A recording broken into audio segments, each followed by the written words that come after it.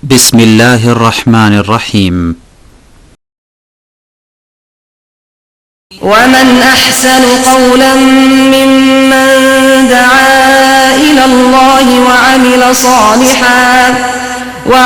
صالحا وقال إنني من المسلمين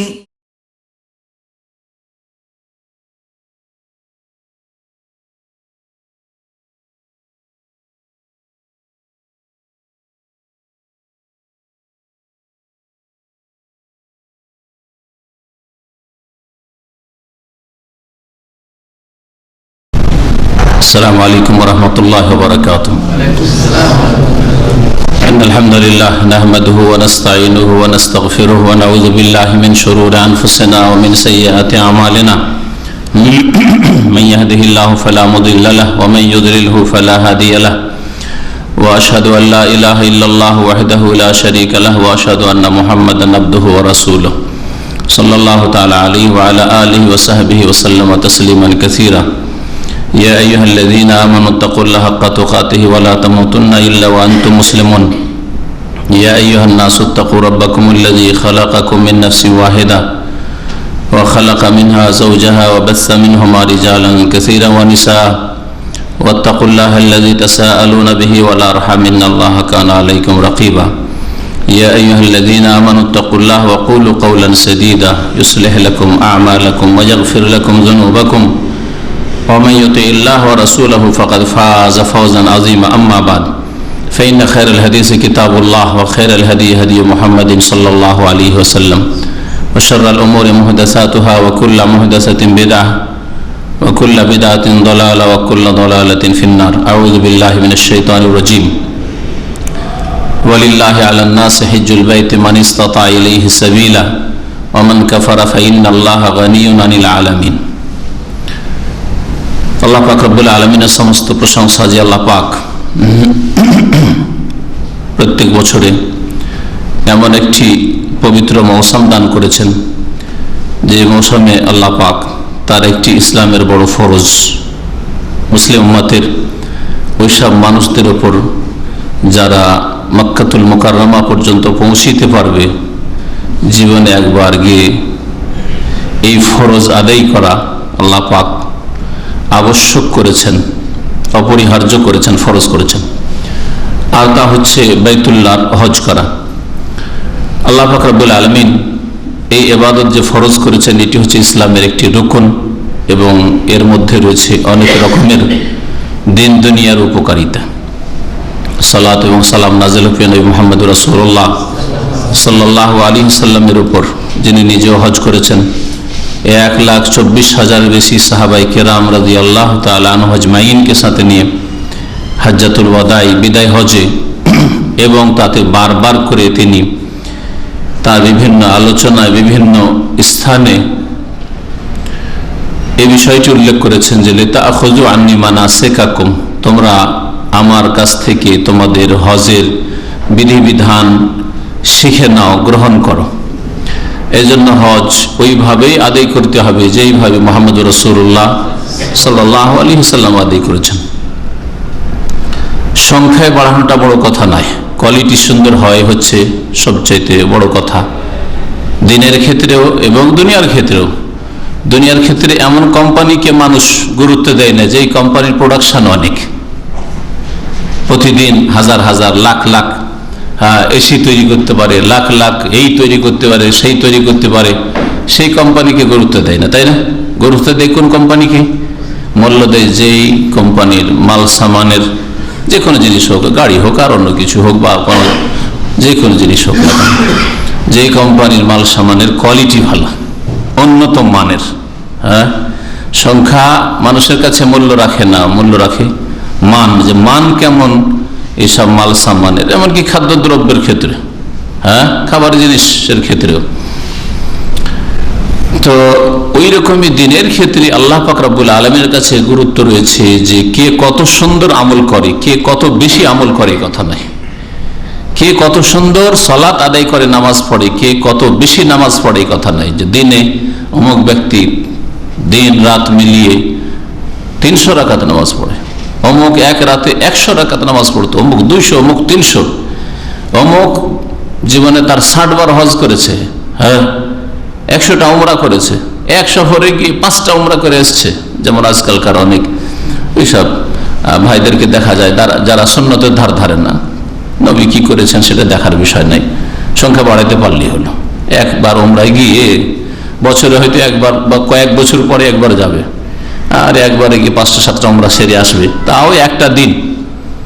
এমন নয় যে 5টা-7টা দিন থেকে আসছে, আর তাতেও যে এক সফরে একাধিক উমরা শরীয়ত সম্মত তাও বলছি না, কিন্তু এইরকম একটা দিনের মধ্যে কয়েক উমরা করে ফিরে আসে। এসব জিনিস আল্লাহ দেখেন না। আল্লাহ কি দেখেন? সূরাতুল মুলকে ইরশাদ করেছেন, লিয়াবলুয়াকুম আইয়ুকুম আহসানু আমালা। আল্লাহ পাক তোমাদেরকে সৃষ্টি করেছেন কি জন্য? তোমাদের পরীক্ষা করার উদ্দেশ্যে, যে তোমাদের মধ্যে কে সবচাইতে ভালো আমল করে, সবচাইতে বেশি সুন্দর, আহসানু সবচাইতে সুন্দর আমল, সবচাইতে ভালো আমল কে করে আসতে পারে। তাফসীর কারণ বলছেন, যদি বেশি সংখ্যায় আমল হয়, গুরুত্ব রাখতো শরীয়তে, তাহলে আল্লাহ বলতেন লিয়াবলুয়াকুম আইয়ুকুম আকসারু আমালা। আকসার বলেননি, কাসীর মানে অনেক, আর আকসার মানে আরো বেশি।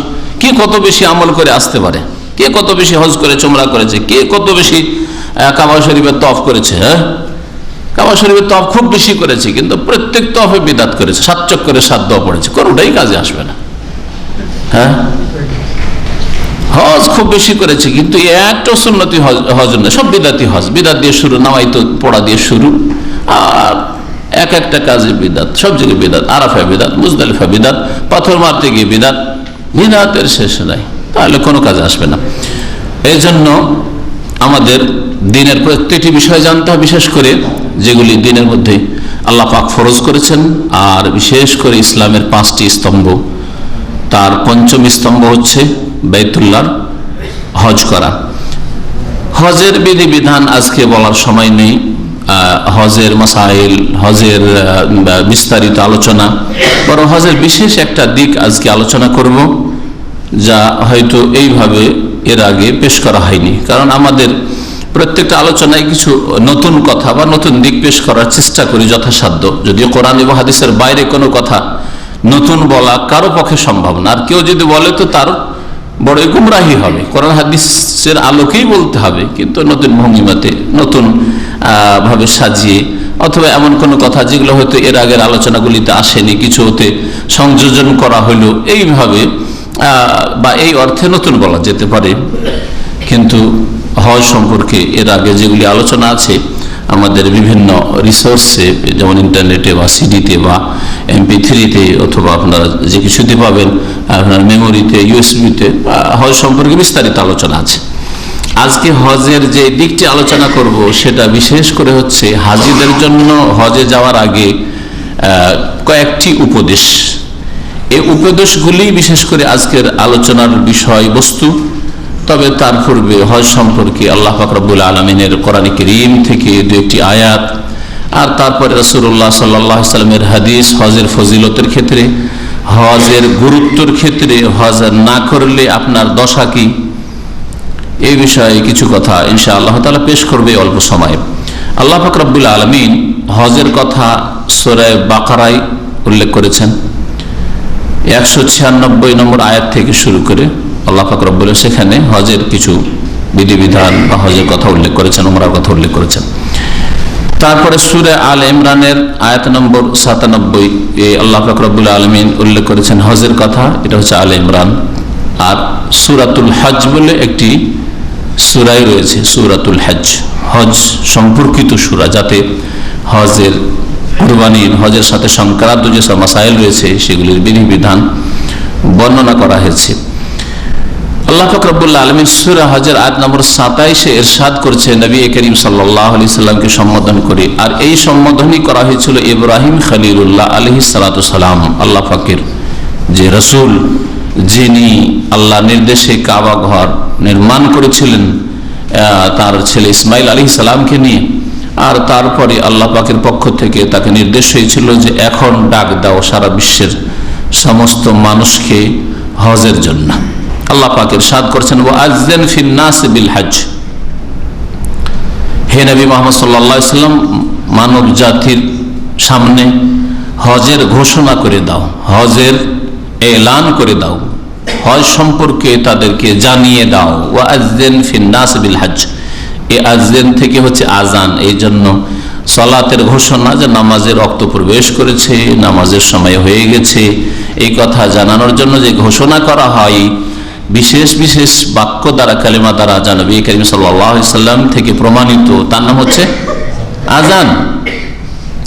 ওয়া আযযিন ফিন নাস বিল হজ, মানব জাতিকে হজ সম্পর্কে জানিয়ে দাও, হজের ঘোষণা করে দাও মানুষের সামনে। ইয়াতুকা রিজালান, তারা অনেকে হেঁটে আসবে, পায়ে আসবে। রিজালান, রিজুল মানে পা, রিজালান মানে পায়ে হেঁটে আসবে, রাজেলের বহু বচন।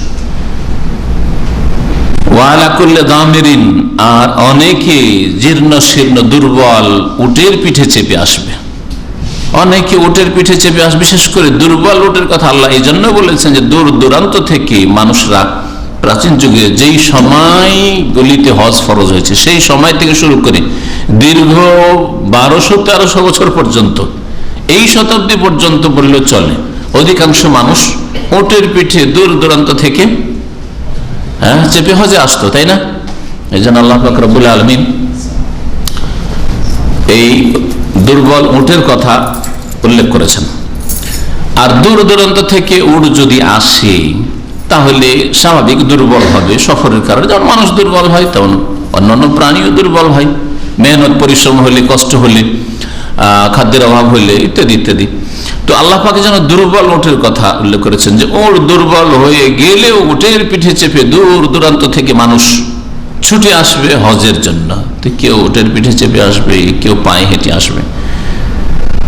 ইয়াতিনা মিন কুল্লি ফাজ্জিন আমিক, পৃথিবীর বিভিন্ন এলাকা থেকে, আনাজ কানাজ থেকে, সারা বিশ্ব থেকে, ফাজ্জিন আমিক দূর দূরান্ত থেকে লোকেরা হজ যে ছুটে আসবে। আর দেখুন আজকে হজে জাপানের লোক আছে, কোরিয়ার লোক আছে, ফিলিপাইনের লোক আছে, হ্যাঁ, কোথায় রাশিয়া, উজবেকিস্তান, আজারবাইজান, কোথায় আপনার কানাডা, আমেরিকা, সারা বিশ্বের মানুষ সেখানে আপনি পাবেন। ইয়াতিনা মিন কুল্লি ফাজ্জিন আমিক লিয়াশহাদু মানাফিআ লাহুম, যাতে করে তারা তাদের বহু উপকারিতার কাজে উপস্থিত হয়। তাহলে আল্লাহ পাক এতে বলছেন যে এই হজে বহু উপকারিতা আছে, বহু লাভ আছে। হজে যে লাভগুলি আছে, ব্যক্তি জীবনের লাভ, আর্থিক লাভ, সামাজিক লাভ, দ্বীনি লাভ, দুনিয়াবী লাভ, এই লাভগুলি বা উপকারিতাগুলি ইনশাআল্লাহ তার অন্য এক আলোচনায় আল্লাহ পাক সময় দিলে ইনশাআল্লাহ এই বছরই চেষ্টা করব পেশ করার। আল্লাহ পাক রব্বুল আলামিন তাহলে হজের ঘোষণা করতে বলেছেন, যেমন ইব্রাহিম আলাইহিস সালামকে আল্লাহ ঘোষণা করতে বলেছেন, তেমনি মুহাম্মদ রাসূলুল্লাহ সাল্লাল্লাহু আলাইহি ওয়াসাল্লামের উপর এই আয়াত নাযিল করে হজের ঘোষণা করতে বলেছেন।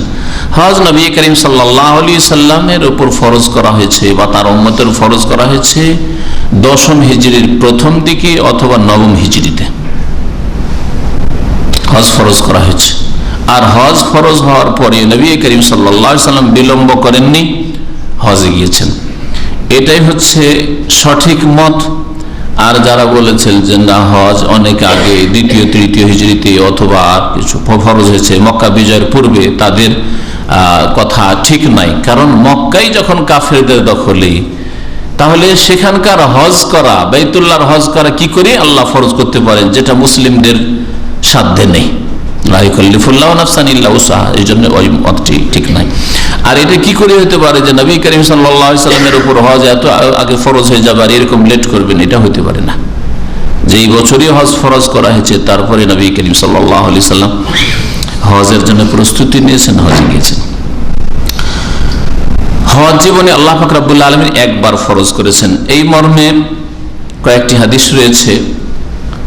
একটি হাদিস শোনাই, যে হাদিসটি সহিহ মুসলিমে রয়েছে, অন্যান্য হাদিসেও রয়েছে। খাতাবানা রাসূলুল্লাহ সাল্লাল্লাহু আলাইহি ওয়াসাল্লাম, রাসূলুল্লাহ সাল্লাল্লাহু আলাইহি ওয়াসাল্লাম আমাদের সামনে খুতবা দিলেন, মানে বক্তব্য করলেন। খুতবা মানে বক্তব্য, খুতবা মানে মন্ত্র নয়, যেমন বিদাতি ভাইরা অনেকে মনে করে খুতবা মানে জুমার খুতবা, ঈদের খুতবা, এগুলি হচ্ছে খুতবা। আর ওয়াজ মাহফিলের বক্তব্য ওইটা খুতবা নয়, ওটা হলো বক্তব্য। সেই জন্য জুমার খুতবা আর ঈদের খুতবাটা মন্ত্রে হইতে হবে, আরবিতে হইতে হবে, বাঙালিদের মাঝেও আর অন্যদের মাঝে বুঝে না কিছুই, তারপর আরবিতে হইতে হবে। এই জেহালতের কারণে জাতিকে জেহালত অজ্ঞতায় রেখেছে ভুল ফতোয়া দিয়ে। রাসূলুল্লাহ সাল্লাল্লাহু আলাইহি ওয়াসাল্লাম আমাদের মাঝে বক্তব্য দিলেন, খুতবা দিলেন, মানে বক্তব্য দিলেন, আর বললেন ইয়া আইয়ুহান নাস, হে মানুষ, হে লোকেরা, ইন্নাল্লাহ কাতাবা আলাইকুমুল হাজ্জা, নিশ্চয়ই আল্লাহ পাক রব্বুল আলামিন হজ ফরজ করেছেন। অন্য হাদিসে রয়েছে ইন্নাল্লাহ কাদ ফারাদা আইয়ুহান নাস কাদ ফারাদাল্লাহু আলাইকুমুল হাজ্জ, আল্লাহ পাক রব্বুল তোমাদের উপর হজকে ফরজ করেছেন। ফারাদা শব্দ দিয়ে এসেছে আর কাতাবা শব্দ দিয়ে, কাতাবা মানে ফরজ করা। ফাহুজ্জু, সুতরাং তোমরা হজ করো। ফাকালা রাজুলুন, একজন লোক বলল, সহিহ মুসলিম আছে একজন লোক বলল, কোন এক সাহাবী, কিন্তু অন্যান্য রিওয়ায়াতে রয়েছে ওই সাহাবীর নাম ছিল আকরা বিন হাবিস। তিনি বললেন যে আফিকুল্লি আমিন ইয়া রাসূলুল্লাহ, এই হজ কি প্রত্যেক বছর করা ফরজ? নবী করিম সাল্লাল্লাহু আলাইহি সাল্লাম চুপ থাকলেন। তারপরে তিনবার করে লোক জিজ্ঞেস করছে, আফিকুল্লি আমিন ইয়া রাসূলুল্লাহ, আফিকুল্লি আমিন ইয়া রাসূলুল্লাহ, প্রত্যেক বছর হজ ফরজ নাকি? হাত্তা কালাহা সালাসান, তিনবার যখন বলা হয়ে গেছে, ফাকালা রাসূলুল্লাহ সাল্লাল্লাহু আলাইহি ওয়াসাল্লাম, রাসূলুল্লাহ বলে লাউ কুলতু নাম লা ওয়াজাবাত, আমি যদি হ্যাঁ বলে দিতাম তাহলে তা প্রত্যেক বছর ফরজ হয়ে যেত। হ্যাঁ বলে দিতাম তাহলে প্রত্যেক বছর ফরজ হয়ে যেত। তাহলে ফরজ করা কি নবীর ইখতিয়ারে না আল্লাহর ইখতিয়ারে? আল্লাহর ইখতিয়ারে। তো নবী যে বলছে আমি হ্যাঁ বললে ফরজ হয়ে যেত। একদল বলছেন যে মৌলিক বিষয়গুলি আল্লাহ পাক রব্বুল আলামিনের পক্ষ থেকে ফরজ করা হয়েছে, নবী করিম সাল্লাল্লাহু আলাইহি সাল্লামকে কিছু ক্ষেত্রে ইখতিয়ার দেওয়া হয়েছে, কিন্তু এই মতটি ভুল। এই হাদিস থেকে পেশ করে যে আমি হ্যাঁ বললে ফরজ হয়ে যেত। হজ আল্লাহ ফরজ করেছেন, কিন্তু জীবনে একবার না বছরে, প্রতি বছরে একবার। এটা হজ ফরজ হওয়ার পরের মশলা, তাই না? হজ আল্লাহর পক্ষ থেকে ফরজ, কিন্তু জীবনে একবার না বছর একবার না 5 বছরে একবার, এটা নবীর উপর ছেড়ে দেওয়া হয়েছে। এই হাদিসের আলোকে একদল এরকম ব্যাখ্যা করেছেন, কিন্তু এটা ভুল। আর একটা সুন্দর চমৎকার ব্যাখ্যা করা হয়েছে, সেটা সবচেয়ে ভালো, যে নবী বলছেন যে আমি যদি হ্যাঁ বলতাম তো ফরজ হয়ে যেত। বড় কোনো ব্যক্তিত্বের, তার চাইতে বড় ব্যক্তি মান সম্মান রক্ষার জন্য কথা রেখে দেয়, করে না এরকম? আপনাকে আপনার কফিল খুব ভালোবাসে, মালিক খুব ভালোবাসে, কারণ আপনি একজন টেকনিশিয়ান অথবা আপনি একটা গুরুত্বপূর্ণ ব্যক্তি, আপনার কোম্পানিতে আপনার দ্বারা অনেক কাজ হচ্ছে, আপনি আগে বেড়ে মালিকের পারমিশন না নিয়ে একটা কাজ করে দিয়েছেন, একটা সিদ্ধান্ত নিয়ে নিয়েছেন। মালিক চিন্তা করলো যদি এটাকে আমি নাকচ করে দিই তাহলে এটা ঠিক হবে না। আল্লাহ পাকের ক্ষেত্রে এ না যে নবী অসন্তুষ্ট হয়ে আল্লাহ পাক রব্বুল আলামিন কোনো বিগড়ে যাবে কোনো না, মানুষের সাথে প্রত্যেকটি ক্ষেত্রে আল্লাহ পাকের দৃষ্টান্ত মোটেই চলে না, কিন্তু আল্লাহ পাক রব্বুল আলামিনের জন্য উত্তম, হ্যাঁ অবশ্যই আল্লাহ পাকের জন্য রয়েছে উত্তম, ওয়ালিল্লাহিল মাসালুল আলা, উত্তম দৃষ্টান্ত। হ্যাঁ, তো আল্লাহ পাক রব্বুল আলামিন নবী করিম সাল্লাল্লাহু আলাইহি ওয়াসাল্লাম মান মর্যাদা রাখার জন্য, অনেক সময় মান মর্যাদা রাখার জন্য যে লোকটা তো মানহানি হবে, একটা হুকুম করে দিয়েছে ওয়ার্কারদেরকে, আর আমি যদি বলি না তুমি তোমাকে কে বললো, তো এই লোকটা আর মান ইজ্জত নষ্ট হবে, অপমান হবে।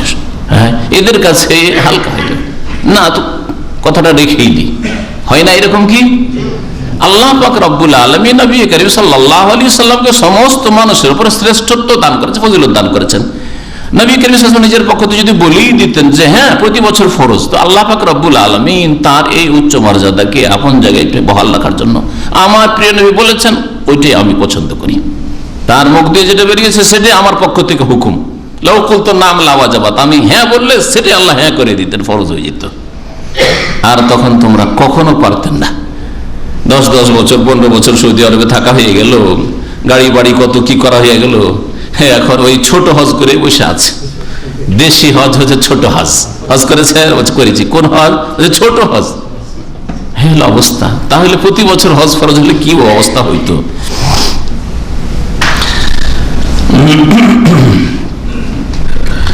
আল্লাহ পাক রব্বুল আলামিন জীবনে একবার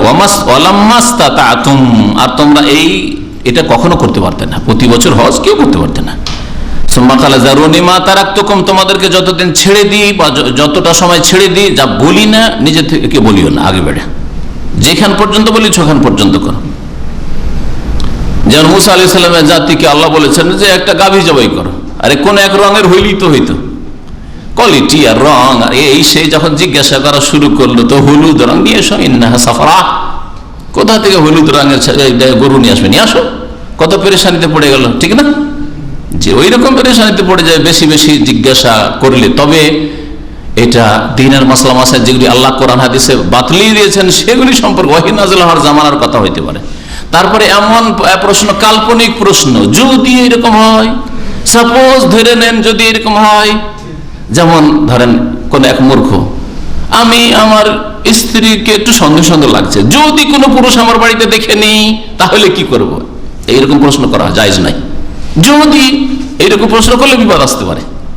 আর হয়েছে সাহাবায়ে কেরামদের জামানায় এরকম দুর্ঘটনা। হ্যাঁ, যতক্ষণ ঘটেনি আপনি কাল্পনিক জিজ্ঞেস করবেন না। আমার বাড়িতে যদি অপর পুরুষ দেখেনি তা আমার স্ত্রী কি করতে পারি, মারধর করতে পারবো, হাত পা ভাঙতে পারবো না, এইরকম প্রশ্ন করবেন না। যখন ঘটবে তখন জিজ্ঞেস করবেন, আল্লাহ না করে ঘটে। কিন্তু শরীয়তের ফরজ মাসলা মাসাইল এক শ্রেণীর মূর্খরা বেশি বলে অত শিখার দরকার নেই, বেশি শিখলে ঝামেলা আছে, বেশি শিখলে আমল বেড়ে যাবে, আবার করতে হবে, না জেনে থাকি ওইটাই ভালো। এ হচ্ছে আরো বড় পাপিষ্ট। এলেম ফরজ তাও শিখলো না, কোরআন হাদিসের জ্ঞান অর্জন করা ফরজ, ওয়াজিব জানা, হালাল হারাম জানা, ফরজ তরক করলো এলেম শিখার, আর আমল করা ফরজ ছিল ফরজ ওয়াজিব এর উপর, আর হারাম থেকে বাঁচা ফরজ ছিল সেটাও করলো না, তাই না? বিড়ি সিগারেট হুকুম জানবো না, হালাল না হারাম, জানলেই ঝামেলা আছে, যেটা করছি করি চুপচাপ, চলবে। জর্দার হুকুম জানবো না, যাক চলে যাচ্ছে চলে যাচ্ছে, জিজ্ঞাসা করলে ঝামেলা আছে। কাকে জিজ্ঞাসা করতে যে কি মাকরুহ জিগে হারাম করে দেয় তখন মুশকিল, আবার ও জিজ্ঞাসা করে চলবে নাকি? অবশ্যই জানতে হবে আপনাকে, ফরজ। ওহির জামানায় আগে বেড়ে প্রশ্ন করা এসেছিল, যেটা হুকুম হচ্ছে পালন করো, হজ ফরজ, হজ ফরজ একটা অত হজ করে এসো, আর প্রত্যেক বছর নাকি আগে থেকে কেন জিজ্ঞাসা, একবার করে এসো তারপরে জিজ্ঞাসা করবে আরো যেতে হবে নাকি, তো পরে।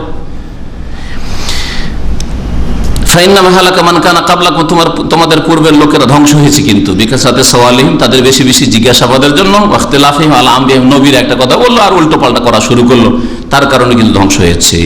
ফাইজা আমারতুকুম বিশাইইন, কোন কাজের হুকুম দিলে ফাতু মিনহু মাস্তাতাতুম, যদি নির্দেশ দিই যথাসাধ্য পালন করো।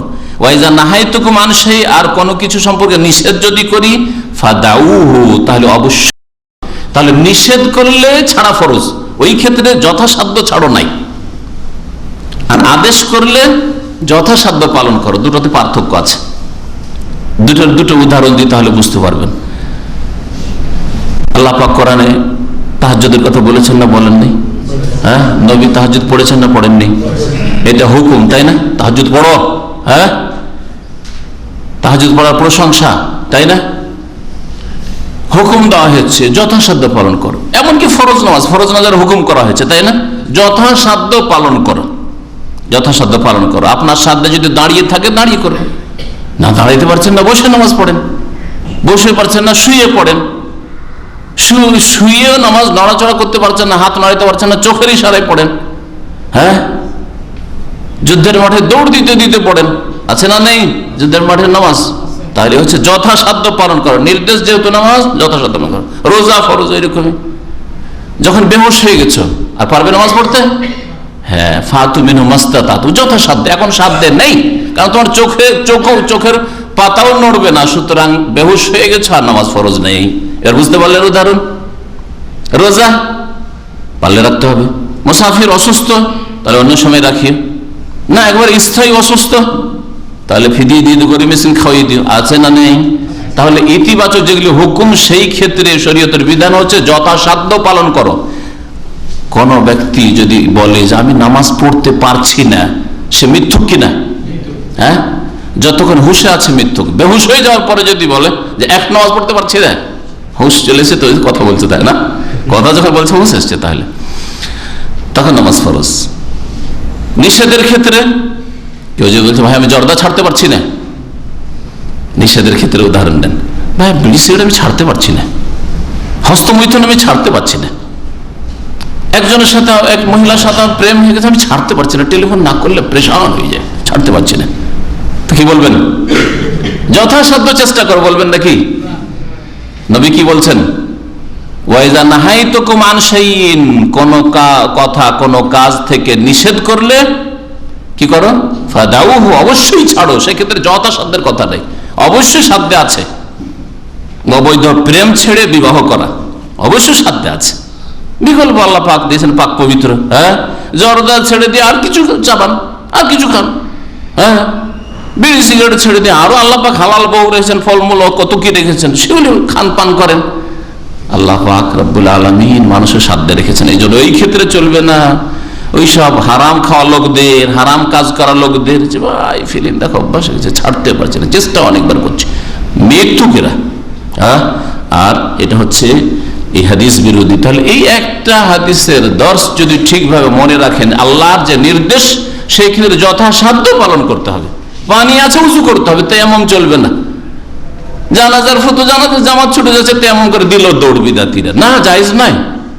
দ্বিতীয়বার জানাজা পড়ে, তৃতীয়বার পড়েন, কিন্তু পানি নেই, তখন ফাতু মিনহু মাসতাতাতুম, পবিত্রতা নির্দেশ যথাসাধ্য পালন করো। এখন সাধ্যে আছে মাটি, মাটি দিয়ে তেমন করো, মাটিও নেই, পানিও নেই, বিনা উযুতে বিনা তায়াম্মুমে নামাজ মাফ নেই। বুঝতে পারছেন এবারে? কিন্তু নিষেধের ক্ষেত্রে এটা চলবে না যে এটা পারছি না, এটা পারছি না, আমি দাড়ি ছাড়তে পারছি না, দাড়ি কাটা নিষেধ, সুতরাং এটা চলবে না, দাড়ি ছাড়তে পারছি না। আপনি বলেন সাময়িক আমি ঋণী আছি, আমি এইরকম চাকরিতে মজবুর হয়ে গেছি, আল্লাহ পাকের কাছে দোয়া করেন, আল্লাহ পাক রব্বুল আলামিন আপনার জন্য ওমাইয়াত্তাকিল্লাহ ইয়াজআল লাহু মাখরাজ, অবশ্যই আল্লাহ পাক রাস্তা বের করবেন। কে বললো রাস্তা নেই? অবশ্যই রাস্তা আছে। আল্লাহ খাঁটি বান্দাদের জন্য অবশ্যই ভালো রাস্তা আছে, কিন্তু ভালো রাস্তায় আসলে যেতে অন্তরের সততা নেই। অন্তরের ইখলাস যদি থাকে তো আল্লাহ পাক রব্বুল আলামিন একটু বিলম্ব হইলেও রাস্তা প্রশস্ত করে দেবেন। যাই হোক, তারপরে নবী করিম সাল্লাল্লাহু আলাইহি ওয়াসাল্লাম বলেছেন, আল হাজ্জু মাররা, হজ হচ্ছে জীবনে একবার, ফামান যাদা ফাহুয়া তাতাওয়্যু, এর বেশি কেউ যদি করে সবগুলি নফল হবে। জীবনে একবার হজ ফরজ, সাবালক হওয়ার পরে একবার যদি হজ করে, নিজের খরচে হোক আর অন্য কারো খরচে হোক, বাপের খরচে, বাপ সাথে করে নিয়ে চল, 15 বছর 16 বছর বয়সে আপনার জীবনের ফরজ আদায় হয়ে গেছে। নবী করিম সাল্লাল্লাহু আলাইহি ওয়াসাল্লাম তাড়াতাড়ি হজ করতে বলেছেন যাদের হজ করার তৌফিক আছে। এই মর্মে দুটি হাদিস রয়েছে, তাআজ্জালু ইলাল হজ, নবী সাল্লাল্লাহু বলছেন যে তোমরা হজের জন্য তাড়াতাড়ি করো, জলদি করো। ফাইন্না আহাদাকুম লা ইয়াদরি মা ইয়ারিজু লাহু, কারণ তোমাদের কেউ জানে না যে আগামী দিনে কি হবে। মুসনাদ আহমদের হাদিস, হাদিসটিকে সহিহ বলেছেন আল্লামা নাসির আলবানী এবং তার এক মুহাদ্দিসিন, হাদিস সহিহ। নবী করিম সাল্লাল্লাহু আলাইহি ওয়াসাল্লাম আরেকটা হাদিস মুসনাদ আহমদ ইবনে মাজাহতে রয়েছে, মান আরাদাল হজ্জা ফালিয়াতাআজ্জাল, কেউ যদি হজ করতে চায় তো তাড়াতাড়ি করুক, জলদি করুক। কেন? ফাইন্না কাদিয়া মারাদুল মারিজ, হতে পারে যে এই ব্যক্তি এই বছরে সুস্থ আছে, আগামী বছর অসুস্থ হয়ে পড়বে। অতাদিল্লু দাল্লা, হতে পারে যে সাওয়ারি বাহন হারিয়ে যাবে, বাহন থাকবে না, নেই, বাস সার্ভিস নেই। হ্যাঁ, এই বছর আর হজের কোনো সুযোগ নেই, পারমিশন নেই, তাসরি নেই। খবর আছে লোকাল হজ 50% কমিয়ে দেওয়া হয়েছে এবছরে, আজকের পত্রিকায় পড়লাম। আর বিদেশি হজ, ইন্টারন্যাশনাল হাজিদের 20%, 20% কমিয়ে দেওয়া হয়েছে।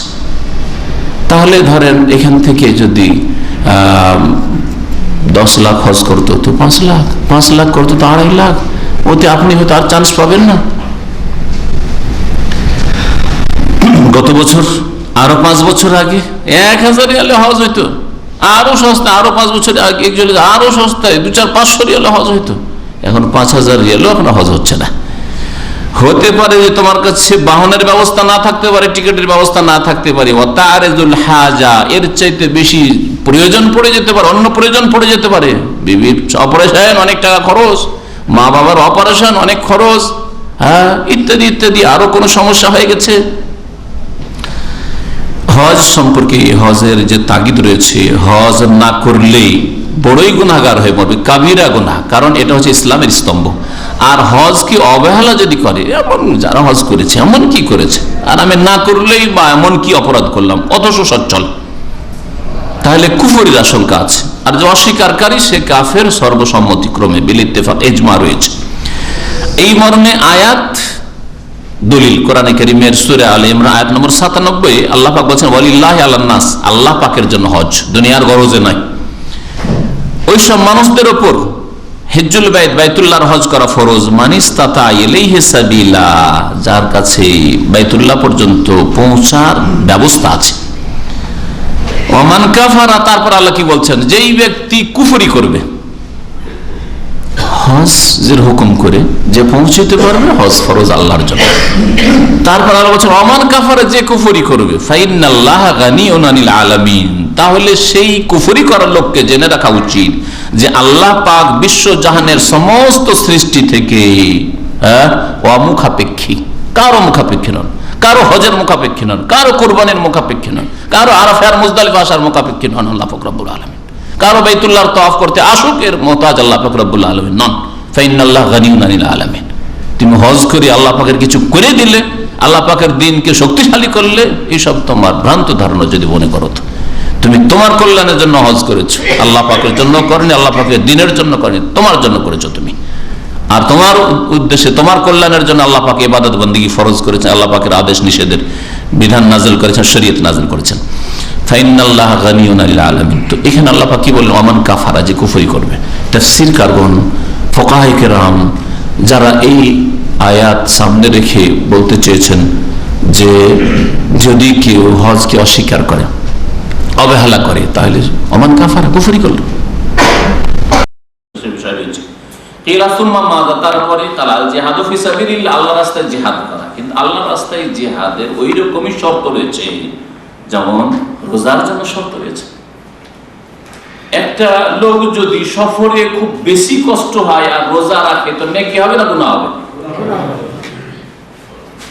একটা লোক খুব অসুস্থ, রোজা রাখতে মোটেই পারছে না, বড়ই কষ্ট হচ্ছে, তারপরে যদি রোজা রাখে, তো নেকি হবে না গুনাহ হবে? এটা কোনো মৌখিক কথা নাই। নবী করিম সাল্লাল্লাহু আলাইহি ওয়াসাল্লাম একবার সফরে কিছু সাহাবায়ে কেরামরা বেহুশ হতে যাচ্ছে, পড়ে গেছে, আর লোকে চোখে মুখে পানি দিচ্ছে, একটু পানি খাওয়াচ্ছে, এই অবস্থা, আর রোজা ছাড়ছে না। নবী সাল্লাল্লাহু আলাইহি ওয়াসাল্লাম লাইসা মিনাল বির আস-সিয়ামু ফিস সফর, সফরে রোজা রাখা কোনো নেকির কাজ নয়। রোজা তো ফরজ, কিন্তু তার শর্ত যেহেতু পুরা নাই যে আপনাকে মুকিম হইতে হবে, বাড়িতে হইতে হবে। সফরে থাকলে আর কষ্ট হলে, বিশেষ করে সফরে থেকে যদি নরমাল সফর হয়, রোজা রাখতে পারে, ছাড়তে পারে, কিন্তু যদি কষ্টকর সফর হয় তাহলে রোজা রাখা গুনার কাজ, এই হাদিস প্রমাণ করে। তাহলে রোজার জন্য যদি শর্ত থাকে, তো জিহাদের জন্য শর্ত নেই। জিহাদের জন্য প্রথম শর্ত হচ্ছে ইন্নামাল ইমামু জুন্নাহ, ইমাম সরকার হচ্ছে ঢাল কর্ম, সে প্রতিরক্ষার ব্যবস্থা করবে। আর এটা মোল্লা হুজুরের ফতোয়া দিয়ে জিহাদ হয় না। হ্যাঁ, যদি সরকার না বলে, তো কোন আলেম, কোন মুফতির ফতোয়া দিয়ে জিহাদ হয় না। যারা বলে কোন মুফতির ফতোয়া দিয়ে জিহাদ হয়, তারা বিভ্রান্ত, তারা গুমরাহ, এতে কোনো সন্দেহ নেই। নবী করিম সাল্লাল্লাহু আলাইহি ওয়াসাল্লাম একটা হাদিসের অংশ বললাম, ইন্নামাল ইমামু জুন্নাহ, ইমাম সরকার হচ্ছে ঢাল গরম, ইউকাতালু মিন ওয়ারাইহি, তার পিছনে থেকে লড়াই করতে হবে। কারণ যে সরকার আছে, তার কাছে সেনাবাহিনী আছে, তার কাছে প্রতিরক্ষার ব্যবস্থা আছে। একটা দেশের বিরুদ্ধে, একটা শক্তির বিরুদ্ধে কিছু কিছু বল প্রয়োগ করলে যদি পাল্টা আক্রমণ হয়, তাহলে প্রতিরক্ষার ব্যবস্থা নিতে পারবে। কিন্তু আপনাদের মতো ফুটপাতিয়া লোক কি করবে? বলে ফুটপাতিয়া মুফতি কি করবে? যদি ওই যে শক্তির ওপর ওইখানে যাবো আমরা, আর যদি ওখান থেকে আক্রমণ হয়, করবেটা কি? যাবে কোথায়? বঙ্গোপসাগরে ঝাঁপ দেওয়া ছাড়া কোনো উপায় আছে? বঙ্গোপসাগরে ঝাঁপ দিতে হবে, আত্মহত্যা করতে হবে, আর না হলে কাফেরদের হাতে গিয়ে গোলাম হইতে হবে কাফেরদের। তারপরে নবী করিম সাল্লাল্লাহু আলাইহি ওয়াসাল্লামকে জিজ্ঞাসা করা হয়, সুম্মা মাযা, তারপরে কোন আমল সবচেয়ে ভালো? কাল হাজ্জুন মাবরুর, এমন হজ যে হজ আল্লাহর দরবারে মকবুল হয়, যেই হজ হচ্ছে নেকির হজ, যেই হজে গিয়ে কোনো গুনাহ না হয়, যেই হজ মাবরুর হওয়ার লক্ষণ হচ্ছে যে হজ থেকে ফিরে এসে আপনার অবস্থা, ঈমান এবং আমলের অবস্থায় উন্নতি হয়েছে, এসেও হারাম কাজ করছেন, হারাম খাচ্ছেন, হজ থেকে এসেও আপনি এখনো ফজর নামাজটা ঠিক করে পড়তে পারছেন না, তাহলে হজ মাবরুর হয়নি। এটা খারাপ লক্ষণ, হজ কবুল হওয়ার লক্ষণ না।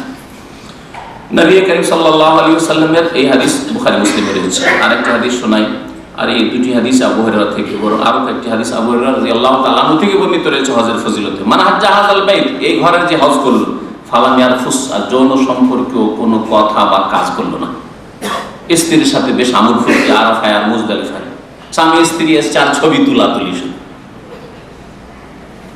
সাফার উপরে দাঁড়িয়ে আর মারাই দেখবেন এমন ফাঁসে হাজিরা আসে, আরে স্বামী স্ত্রী, একবার স্ত্রী ও স্বামীর তুলছে ফটো, আর বউ তুলছে, এই করছে, আর না হইলে স্বামী স্ত্রী দাঁড়িয়ে গেল আর কোনো বন্ধুকে ধরিয়ে দিল, আমার স্ত্রী ছবি তুলে দেয়।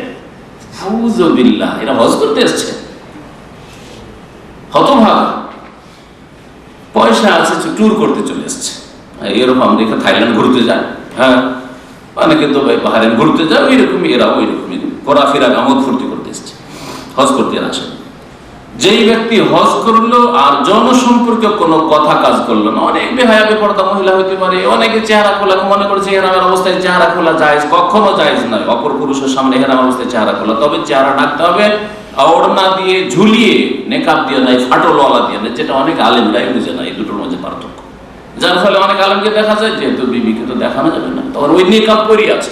অথচ নবী করিম সাল্লাল্লাহু আলাইহি সাল্লাম হুকুম ওয়ালা তানতাকিবিল মারআতুল মুহরিমা, ইহরাম অবস্থায় কোন মহিলা যেন নেকাব না পরে। নাকাব মানে ছিদ্র, ছিদ্র বিশিষ্ট সামনের পর্দা, যেটা বেঁধে রাখা হয় অথবা আটকে রাখা হয়, যেভাবে রাখা হোক না কেন, কিন্তু দুই চোখের সামনে দুটো ছিদ্র আছে, এর নাম নেকাব। আর মা আয়েশা রাদিয়াল্লাহু তাআলা আনহা যখন অপর পুরুষরা কাছে চলে আসতো তখন সাদালাত ইহদানা জিলবাবা, আমরা ওড়না, জিলবাব ওড়নাকে আমরা সামনে লটকে দিতাম এইভাবে। তো এইভাবে ঢাকবে, তাহলে দুই হাদিসের সমন্বয়ে সঠিক আমল হবে। এক শ্রেণীর ধার্মিক লোকেরা ভুল করে, নেকাব বুঝে না এর কারণে, আর আরেক শ্রেণীর দুনিয়াদার লোকেরা ভুল করে, স্ত্রী চেহারা খুলে অপর পুরুষের কত যে হাজার হাজার লাখ লাখ পুরুষ দেখছে, আর ফাসিকদের কত যে বদনজর পড়ছে, আল্লাহ পাক ভালো আছে। সুতরাং এই অবস্থায় অনেক বেহায়া বেপরদা হইতে পারে, অনেকে টাইট ফ্যাট করে থাকতে পারে না, এগুলো হচ্ছে রাফাস। আপনি হজের অবস্থায় এরকম যেন নজর না যায়, ওইরকম নিজের স্ত্রীর সাথে টেলিফোন কাজ তো নাই, আর এই 5 ঘন্টা 6 ঘন্টা জোহর আসর পড়ার পরে মাগরিব পর্যন্ত আরাফার কাটবে কি করে? দোয়া তো 5 নয় 10 মিনিট 15 মিনিটের বেশি তো দোয়া করার তৌফিকও নাই। আয়াত জিকির আজকার দোয়া কোথা থেকে কি পড়বো না পড়বো এই ধরিয়ে দিল, আর তাও সস্তা ইন্টারনেট, মাশাআল্লাহ, হ্যাঁ, বিবির কাছে ওখানে ওর কাছে এই ধরাই দিল। না, রাফাস, ইহরামের অবস্থায় এসব জায়েজ নয়।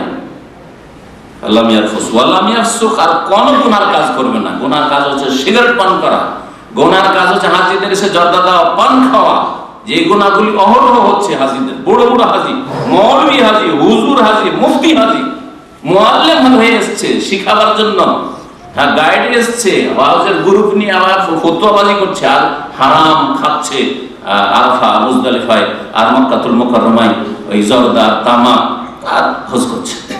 ওরা ফাসিকি কাজ করলো। ওয়ালাম ইয়াফসুক, ফাসিকি কাজ যেন না করে। ফাসিকি কাজ হচ্ছে টাকনার নিচে কাপড় পরা, ফাসিকি কাজ হচ্ছে জামাত ছেড়ে দাও, জামাত চলে গেল, ফজরে উঠতেই পারে না। আরে মেনাতে বহু লোক না উঠাইলে ও সূর্য উঠেই দিবে, ঘুমিয়ে ভাগে না, ফজর উঠে না, উঠিয়ে দিয়ে আবার শুয়ে যায়। অনেকে বিনা ওযুতে নামাজ পড়ে, দেখলো ভিড় ভাড়া আছে এদিক ওদিক দেখে, আমি নিজের চোখে দেখেছি, ঘুম গাঢ় ঘুমে উঠলো, ওঠার পরে দেখছি এখান থেকে যাবো, আর জামাত তো আর পাবো না, একটু দূরে সরে গিয়ে নামাজ শুরু করে দিল।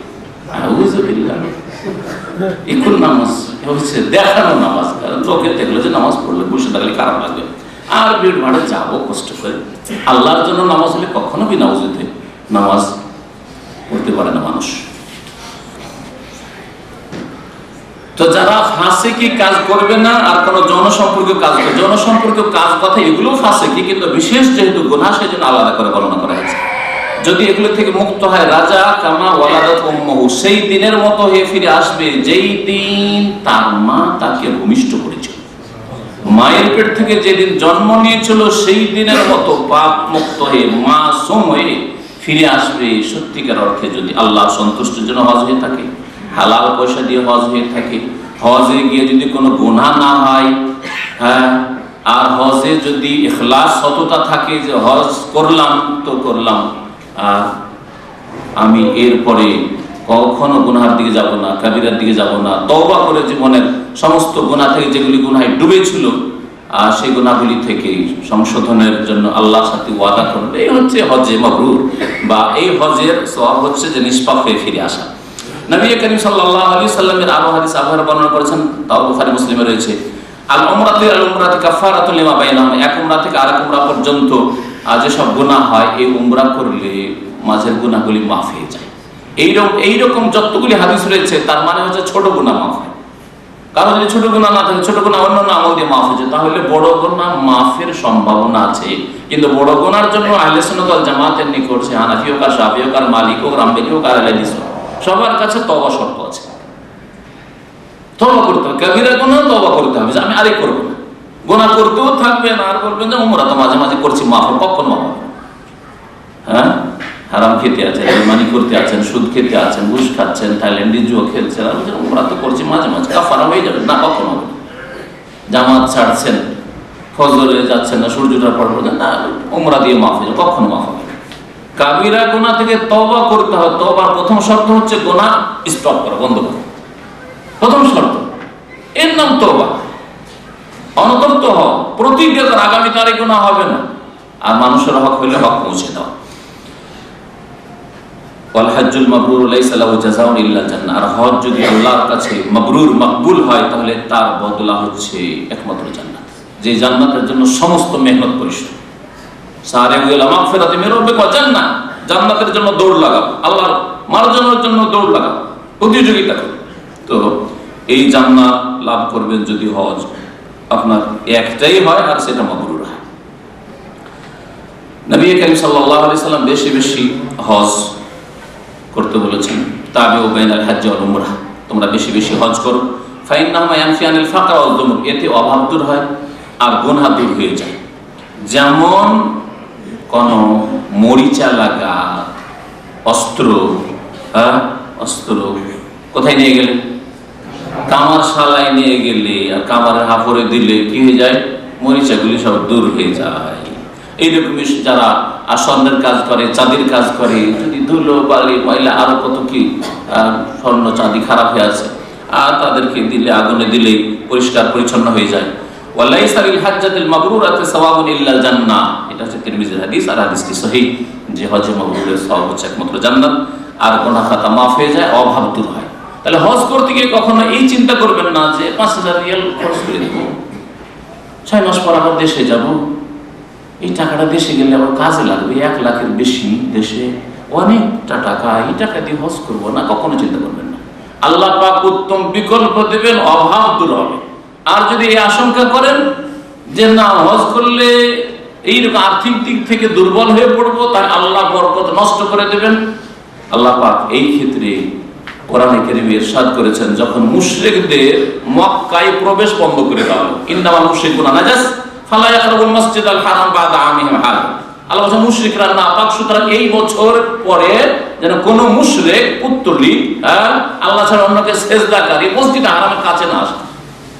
স্বাভাবিক লাখ লাখ মুশরিকরা আসতো, তাহলে কত মক্কার লোকের কেনাকাটা হইতো, কত ব্যবসা হইতো, তাই না? কত টাকা ইনকাম হতো, চিন্তা করতে পারেন না আপনি।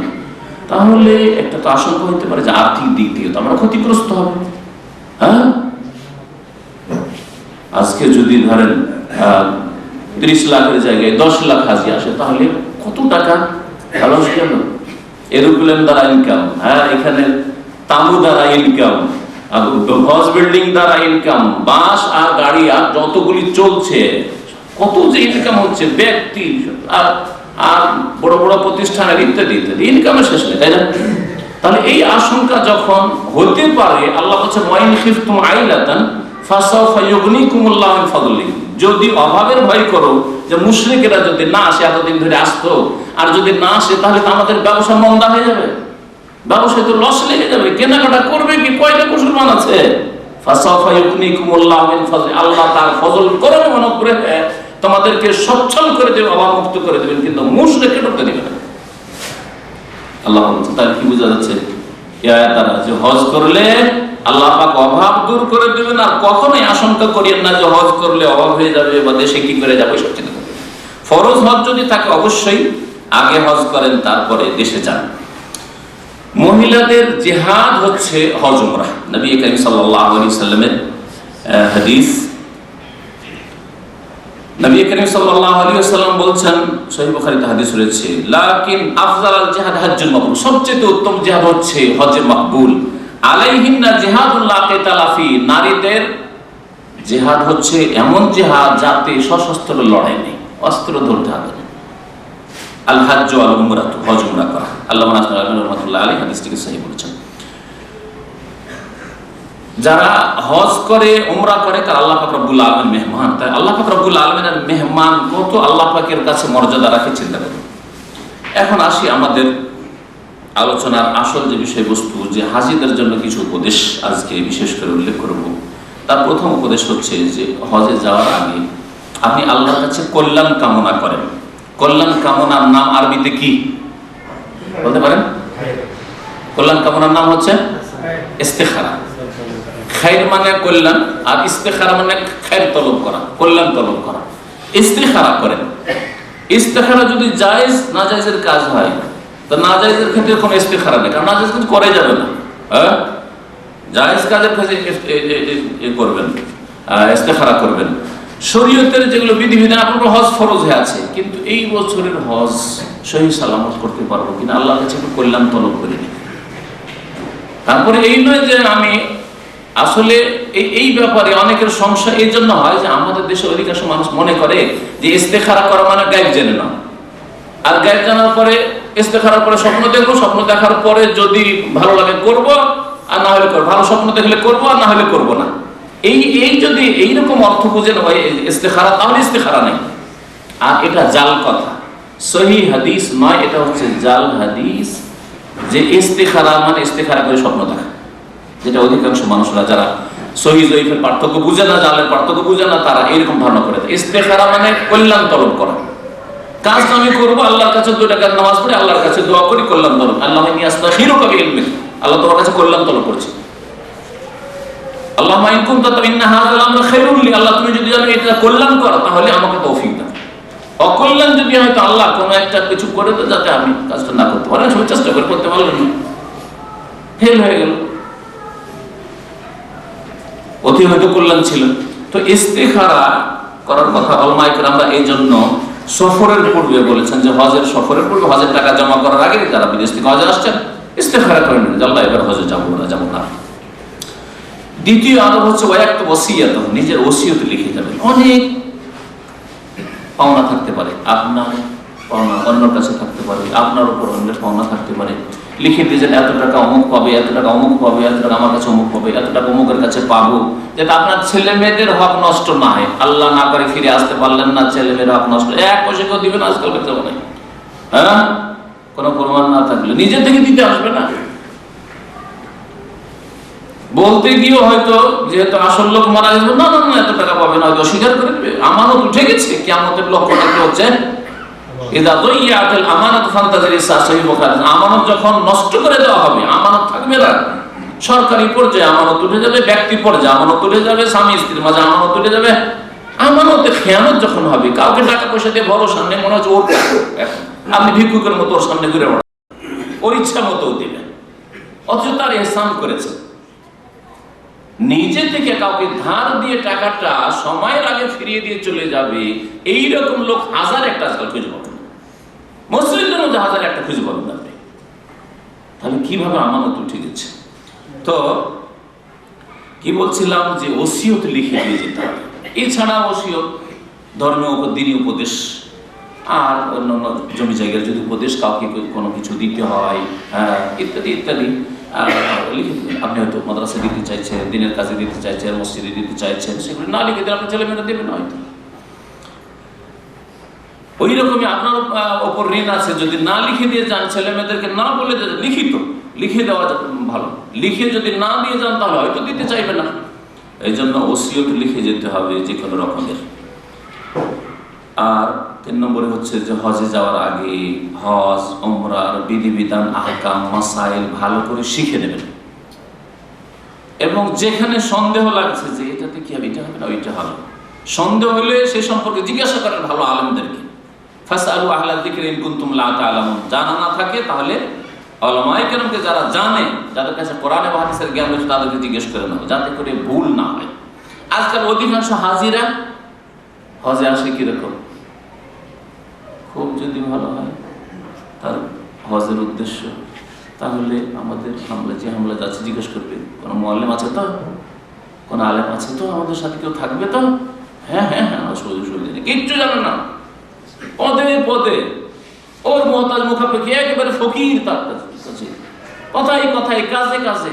হুজুরের পরে কি করবো, সেই গেটের পরে কি করবো, সেই গেটের পরে কি করবো, সেই এখানে ভুল করে দিয়েছি, সেই এখানে করেছি। মোটেই জায়েজ না এইভাবে যে সাথে মুআল্লিম আছে, অসুবিধা নেই। আজকাল বিদেশ থেকে পয়সা আছে, চলো 10 জন মিলে একজন মুআল্লিম দাঁড় করো, আর মুআল্লিমকে সেদিকে চলো হজেতে একজন অমুক মৌলানা সাহেবকে নিয়ে যাচ্ছে, অমুক আলেম সাহেবকে নিয়ে যাচ্ছে, অমুক শেখ সাহেব আমাদের সাথে আছেন, অসুবিধা নেই। না না, এটা হচ্ছে অতিরিক্ত নূর, কিন্তু তার আগে নূর হচ্ছে আপনার অজ্ঞতা দূর করা।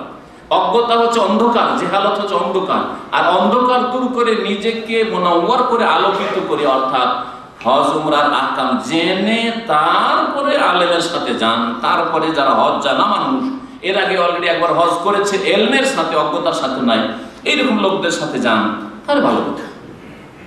হজ উমরা আল্লাহ পাক শরীয়তে দিয়েছেন এবং দ্বীনের ইলম শিখা ফরজ। সুতরাং হজ উমরার মাসলা মাসাইল জেনে যাবেন। যারা হজে যাবেন তারা নিয়মিত আমাদের যে এই 1 মাস সময় আছে, এর মধ্যে আজকে 6 জিলকাদ, ইনশাআল্লাহ তাআলা অনেকগুলি আলোচনা এর মধ্যে হবে হজের, সবগুলিতে হাজির হওয়ার চেষ্টা করবেন। শুক্রবারে, মঙ্গলবারে, এই বৃহস্পতিবারে, এছাড়া বাইরে যেসব আলোচনা হয়, তাহলে ইনশাআল্লাহ তাআলা হজ আপনারা ঠিকভাবে করতে পারবেন। এর সাথে সাথে হজের একটি এমন কিতাব নেবেন যেটা কোরআন এবং হাদিস সম্বলিত, দলিল ভিত্তিক লেখা হয়েছে, এইরকম কিতাব একটু জেনে একজন ভালো আলেমদের জিজ্ঞাসা করে, যারা কোরআন সুন্নাহ মোতাবেক কথা বলে, তাদেরকে জিজ্ঞাসা করে যে কোন কিতাবটা বাংলায় ভালো কিতাব পাবো, যেটা নিয়ে গেলে হজটা ভালোভাবে করে আসতে পারবো। সবসময় যেন আপনার কাছে সেটা হাতে থাকে। এইভাবে আপনি একটা ভালো কিতাব নিয়ে যাবেন, যেই কিতাবটা কোরআন হাদিস মোতাবেক লেখা হয়েছে। 5 নম্বরে, এর বিপরীত এমন কোন কিতাব কিনবেন না যেই কিতাবগুলি রাস্তায় ফুটপাতে বিক্রি হয়, মিকাতে গিয়ে বিক্রি হোক, অথবা যেখানে এয়ারপোর্টে দেখছেন বিক্রি হচ্ছে। হ্যাঁ, যদি সৌদি সরকারের পক্ষ থেকে দেওয়া হয়, জাযাকুমুল্লাহ খাইরান, যেমন এয়ারপোর্টে নামলে প্রত্যেক হাজিকে কিছু হাদিয়া দেওয়া হয়, তার মধ্যে একটি কিতাব দেওয়া হয়, কোরআনে কারীমের তরজমা ওই দেশের ভাষায় দেওয়ার চেষ্টা করা, এগুলি আছে আলহামদুলিল্লাহ, এখানে সুব্যবস্থা আছে, তো ঠিক আছে ওটা। কিন্তু ফুটপাতে যেসব বিক্রি হচ্ছে, রিয়াল 2 রিয়াল, মক্কায় গিয়ে দেশে মিসওয়াকও বিক্রি করছে আর কিতাবও বিক্রি করছে। উমরা অফিস থেকে হয়েছেন, দেখছে যে কিতাব বিক্রি করছে, আর জানছে যে উমরা অফিস হলা, এটা কোনো আলেম নয় আর কিতাবের লেখক, এর কোনো দলিল নাই, কিচ্ছু নাই। হ্যাঁ, প্রত্যেক চক্করে তওয়াফে একটা করে দোয়া, সাফা মারওয়া সাইড প্রত্যেক চক্করে একটা করে দোয়া, একটি সম্পর্কে আল্লাহ তার কোনো দলিল নাযিল করে না কোরআনে না হাদিস, একেবারে মন গড়া বিদআত। অধিকাংশ হাজিরা এইসব বিদআত করে। আল্লাহুম্মা ইন্না হাযাল বাইতু বাইতুকা ওয়াল হারামু হারামুকা ওয়া আনা আবদুকা, সব কোন জয়ীফ হাদিস নেই, জয়ীফ হাদিস নেই, এগুলো মানুষের তৈরি করা বিদআতি। মোল্লাদের শুনে রাখেন, যেমন আমাদের দেশের ওয়াজ মাহফিলে দুরূদ আল্লাহুম্মা সাল্লি আলা সাইয়্যিদিনা মাওলানা মুহাম্মদ বিদআতিদের তৈরি করা কোন জয়ীফ হাদিস নেই। ঠিক তেমনি এই তাওয়াফ আর সাফা মারওয়া সাইর এইসব গাউলি ওই রকমই আরো বিভিন্ন জায়গার বানানো সব দোয়া বা নিয়ত, নাওয়াইতুল হজ্জ ওয়াল উমরাতা ফায়াসসিরহু লি, আল্লাহ তুমি সহজ করে দাও, আমি নিয়ত করলাম, বিদআত। নিয়ত পড়া, উচ্চারণ করা বিদআত। তবে লাব্বাইক হজ্জান লাব্বাইক উমরাতান, হ্যাঁ এইটা সাবিত হয়েছে, এটা নিয়ত পড়া না, এটা হচ্ছে নবী করিম সাল্লাল্লাহু আলাইহি ওয়াসাল্লাম ঠিক ফরমাতুল লাব্বাইক দিয়ে বললেন। তাহলে বিদআতি কিতাব কিনবেন না যেখানে সেখানে বিক্রি হয়, কারণ ওতে অনেক উল্টো পাল্টা কথা রয়েছে। 6 নম্বরে, হজে যাওয়ার ক্ষেত্রে উপদেশ হচ্ছে যে হজে যাওয়ার আগে আল্লাহর কাছে তওবা করে। এমন না যে হজে গিয়ে আরাফার ময়দানে তওবা করবে, তাহলে আরাফার ময়দান পৌঁছিতে পারলেন কি পারলেন না আল্লাহ পাকই জানে, তার আগে কত হাজি মারা যাচ্ছে। হ্যাঁ, পৌঁছিতে পারলেন না তো তওবা করবি না, তওবাতে মারা গেল। হ্যাঁ, হজটা করে চলে আসি, তারপরে সিগারেট ছেড়ে দেবে। তওবারই অন্তর্ভুক্ত হচ্ছে আরেকটি উপদেশ, সেটা হচ্ছে যদি কারো উপর জুলুম করে থাকেন আর সেটা পরিশোধ করা সম্ভব হয় তাহলে পরিশোধ করবেন, সেটা ফরজ। ঋণ যদি থাকে ঋণ পরিশোধ করে যাবেন, নাহলে তার কাছ থেকে অনুমতি নিয়ে যাবেন। হ্যাঁ, ঋণ রেখে দিয়ে চললেন, দেশে ছুটি কাটিয়ে চলে আসে 6 মাস করে। হ্যাঁ, ঋণ আছে, এক্সিট চলেই গেছে, খবরই নাই, ঋণদাতাকে খবরই নাই। বহু ঘটনা এখানে শোনা যায়। আরে তাও যদি আবার নামাজি দেখা যায়, নামাজি লোক ইসলামের 2-4 দিন আসছে, আর শোনা যাচ্ছে অমুকের কাছে 5,000 রিয়াল নিয়েও চলে গেছে, এক্সিটে খবরই নেই। আউযুবিল্লাহ, এই চরিত্র যদি হয় তাহলে আপনাকে আল্লাহ পাক কিভাবে মাফ করবেন? মানুষেরা কখনোই মাফ হবে না। এইরকমই যদি কারো আমানত থাকে, আমানত ফিরিয়ে দিয়ে যান। আপনি নাও ফিরতে পারেন, আপনার বাড়িতে আমানত আছে, কারো আমানত রাখা আছে, তাহলে ভাই আপনার আমানতটা নিয়ে যান। আপনার ঘড়ি রাখা আছে, আপনার মোবাইল রাখা আছে, আপনার স্বর্ণ রাখা আছে, সুতরাং এটা নিয়ে যান। কারণ আমি আল্লাহ জানে ফিরবো কি ফিরবো না, তারপর আমি রুমে থাকবো না, আর ইও যেতে পারে, নিয়ে যান। হজের জন্য জুলম যদি কারো উপর করে থাকেন তাহলে মাফ নিতে হবে, আর কারো যদি হক নষ্ট করে থাকেন আর সেটা পরিশোধ করা সম্ভব হয় পরিশোধ করতে হবে। আর এতে অধিকাংশ মানুষের ঘাটতি রয়েছে। কত যে জুলুম করে রেখেছে, না মনোমালিন্য হয়ে আছে, চলে গেল হজ করে চলে আসলো, ওই রকমই অবস্থা আছে। হিংসা বিদ্বেষ আছে, অন্তরকে সাফ করলো না, হজ করে চলে আসলো, মাশাআল্লাহ হাজী সাহেব চলে এসছে। জমি জায়গায় বেমানি করে রেখেছে, আইল চেপে রেখেছে, ও হজ করে চলেই গেল, আবার ঠিকই আছে। না, এরকম যেন না হয়। হজে যাবেন, যতদিন থাকবেন তার জন্য আপনার প্রয়োজনীয় খরচের ব্যবস্থা নিয়ে যাবেন। আপনি এমনভাবে অভাবী হয়ে যাবেন না যে ওখানে যাওয়ার পরে টাকা শেষ, কি করবেন? ভিক্ষা করা শুরু করেছে, যেমন কিছু লোকের পেশা। আর অধিকাংশ লোক যারা ভিক্ষা করে এরা পেশাদার, এরা আসলে হবে না ইল্লা মাশাআল্লাহ। আর অন্তর্জামী মানুষ নয় আল্লাহ ছাড়া, এই জন্য কে যে আসল হকদার বলা যাবে না। অনেকে হয়তো তার হয়তো চুরি হয়ে গেছে অথবা কোনো সমস্যা হয়ে গেছে, অভাবী থাকতে পারে, দেন, কিন্তু চেহারা দেখে, শাকল সুরাত দেখে, তার আখলাক চরিত্র দেখে নিশ্চিত হয়ে খানিকটা, কারণ এই ব্যবসা খুব বেশি চলছে, এই সিজনকে ব্যবসায় পরিণত করা হয়েছে। কারণ মানুষের অন্তর ভালো থাকে, আরাফার দিনে ভিক্ষুকের অভাব নেই, হজের মৌসুমে ভিক্ষুকের অভাব নেই। না, এইরকম যাতে না হয়, এইরকমই যাবেন। আপনি রমজান মাসে যদি আমরা দেখেছি মক্কাতুল মুকাররমা মদিনায় এই লাইলাতুল কাদার গলিতে সুবহানাল্লাহ কোথা থেকে যে ভিক্ষুক আসে, আর ভিক্ষুক একটা পুলিশ দেখলে পালাইতে শুরু করে, একবারে মানুষকে ডিঙ্গে ডিঙ্গে পালাইতে শুরু করে। তখন আর খোড়া থাকে না, খড়ি খড়ি হাঁটছিল, আর যে পালাইতে শুরু করলো তখন কিছুই নেই। আপনার যা প্রয়োজন তা নিয়ে যাবেন, যাতায়াত খরচ, সেখানে খাওয়া খরচ, রাস্তা খরচ, আরও যেসব জিনিস লাগে। যেমন শীতকালে হজে যাচ্ছেন, তাহলে শীতকালে শীতের বস্ত্র নিয়ে যেতে হবে। তো যখন যেভাবে যাচ্ছেন ওই রকম কিছু নিয়ে যেতে হবে। এছাড়া ওলামারা বলছেন যে হজে যাবেন তখন আপনার একটা মিসওয়াক নিয়ে যাবেন। অনেকে মিসওয়াকটা নিতে ভুলে যায়, আর দাঁত দেখা যায় না তাদের দিকে, দাঁত পাশে মুখটা নিয়ে যায়, কথা বলছে, কথা বলছে, আর দুর্গন্ধ দাঁড়ানো যায় না। মাঝে মাঝে আমাদের টেবিলের সামনে এসে দাঁড়িয়ে কথা বলছে, আর বাবারই কষ্ট, বসে থাকা মুশকিল না। আপনার মুখের অবস্থা এরকম কেন হবে যে সামনে কথা বললে থাকা যায় না? কিছু লোক আছে যারা বিড়ি সিগারেটের গন্ধের জন্য ও বুঝছে যে আমি তো মিসওয়াক করে এসেছি, না এই ব্রাশ করে এসেছি, এই করে এসেছি, পেস্ট ব্যবহার করে এসেছি, কিন্তু আসছে। আর কিছু লোক আছে না, ও মুখকে এমন করে ময়লা করে রাখছে, অসুস্থতা হয় সেটা আলাদা কথা, সেই ক্ষেত্রে মাযুর। কিন্তু আপনি দাঁতকে এমন ময়লা করে রাখবেন, অপরিষ্কার করে রাখবেন যে অন্য লোক কষ্ট পাবে, নামাজে হোক অথবা কারোর সাথে সাক্ষাতের ক্ষেত্রে হোক, কথা বলার ক্ষেত্রে হোক। গাড়িতে পাশাপাশি বসে বসে থাকা যায় না, পাশে গাড়ি চালাচ্ছে আর আমি বসে আছি, এরকম বহু সময় ঘটনা ঘটেছে, পাশে বসা যায় না। এক লিফটে চড়ে লিফটে ওঠা যায় না, এরকম অবস্থা। মুখের গন্ধ না হয় শরীরের গন্ধ, তো এইরকম যেন না হয়। কোনো মুমিনকে কষ্ট দেবেন না, আপনি নিজে ক্ষতিগ্রস্ত হবেন না, অন্যকে ক্ষতিগ্রস্ত করবেন না বা কষ্ট দেবেন না। এই জন্য তো কাঁচা পেঁয়াজ আর রসুন খেয়ে মসজিদে যাওয়া নিষেধ করা হয়েছে। কেউ যদি খেয়ে নাই, বাড়িতে নামাজ পড়ো তুমি, নবী করিম সাল্লাল্লাহু আলাইহি ওয়াসাল্লামের হুকুম, কাঁচা পেঁয়াজ খেয়েও না নামাজের আগে, যদি খাও তাহলে খবরদার জামাতে নামাজ পড়তে আসবেন। কাঁচা পেঁয়াজ থেকে কত সড়া গন্ধ, যদি মুখ সাফ না করেন তাহলে দাঁতের গন্ধ, মুখের গন্ধ, কত সড়া গন্ধ, বিড়ি সিগারেটের গন্ধ। তাহলে বিড়ি সিগারেট নবী সাল্লাল্লাহু আলাইহি ওয়াসাল্লামের জামানায় থাকলে হারাম তো স্পষ্ট নাম ধরে বলা হইতো, আর বলা হইতো যে মসজিদে আসা দরকার, মসজিদের কাছ দিয়েও হাঁটবে না, বরং মদিনায় রাখা যাবে না, মদিনা থেকেই তাড়িয়ে দেওয়া হইতো। জি, ওই রকমই আপনার চুল দাড়িগুলো সুন্দর করতে হবে, একেবারে বিক্ষিপ্ত না থাকে। দাড়ি রাখা মানে এই না যে দাড়িকে বিক্ষিপ্ত করে এইদিকে ওইদিকে করে রাখেন আর লোকজনকে দেখতে খারাপ লাগছে। একটা চুরুনি রাখেন, প্রয়োজনে একটা আয়না রাখেন, এইরকমই। মানে এমনকি বলছে যে সুরমা, যদি আমি সুরমা কত কাল যে ব্যবহার করি না আমি নিজেই জানি না, কিন্তু ওলামারা লিখেছেন যে যার সুরমা লাগানো অভ্যাস আছে সুরমা লাগান, এই সৌন্দর্য জায়েজ। এইরকমই হজে যাওয়ার আগে আপনি ভালো সাথী সঙ্গী চয়েস করবেন। আজকাল সাথী সঙ্গী কেমন চয়েস করা হয়? দেশি, আমার ডিস্ট্রিক্টের, আমার গ্রামের, আমার কোম্পানির লোক। একবার এক দিনদার ভাইকে বলছি, আপনার জন্য ফ্রি হজ আছে না ফ্রি ওমরা আছে, তো এই রমজানের কথা। তো বলছে যে না, আমি তো যেতে পারবো না, আমাদের দিনী ভাইরা যাচ্ছে, ওদের সাথে যান, ফ্রি ফ্রি ওমরা আছে। আপনার বলছে না, যেতে পারেন। কেন? বলছে আমার কোম্পানির কিছু লোক আছে, ওদের সাথে নামাজ পড়ে। বলছে নামাজ পড়ে না, নামাজ পড়ে না, ওদের সাথে ওমরা যাবে। আর দিনদার পরেজগার লোকদের সাথে তাকে বলা হচ্ছে ওমরা না, ওমরা যাবে না। কারণ কোম্পানির সাথী, রুমের সাথী সঙ্গী, না হয় আপনার দেশি ওই ডিস্ট্রিক্টেরই লোক, না ওই ভাষার লোক।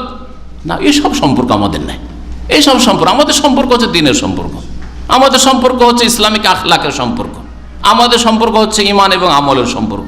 যার ইমান আমল আখলাক ভালো, তার সাথে আমাদের সবচেয়ে বেশি সম্পর্ক। এটা আমাদের সম্পর্কের মানদণ্ড হইতে হবে যদি সত্যিকার অর্থে আমরা মুসলিম হই। ভালো লোকের সাথে গেলে হবে কি, সে আপনার ভালো কাজের ক্ষেত্রে সাহায্য সহযোগিতা করবে, ভুলে গেলে স্মরণ করাবে। ফজরে উঠতে পারে না, উঠাবে, তাই না? কিন্তু সবগুলিতে গড়া সড়া নিয়ে যান আপনি, আর আপনিই উঠতে পারেন, আপনি ওদের মধ্যে কোনো রকম খোড়া একটু ভালো, আর বাকিগুলো একেবারে অকেজো। তাহলে কে উঠাবে আপনাকে ফজরে? বলেন তো দেখি, কে জাগাবে আপনাকে ফজরে? কে আপনাকে আরাফাতে বলবে যে 10 মিনিটের দোয়া যথেষ্ট না, আরে বেশি বেশি দোয়া করেন, ঘন্টা ধরে একটু দোয়া করেন, একটু কাঁদেন আল্লাহর সামনে? কে বলবে এই কথাটা আপনাকে? কে বলবে যে এতবার আপনি এই আমলগুলি করেন, এই করেন, এই জায়গায় এই আমল করেন, এই জায়গায় এই করেন? কে শিখাবে আপনাকে?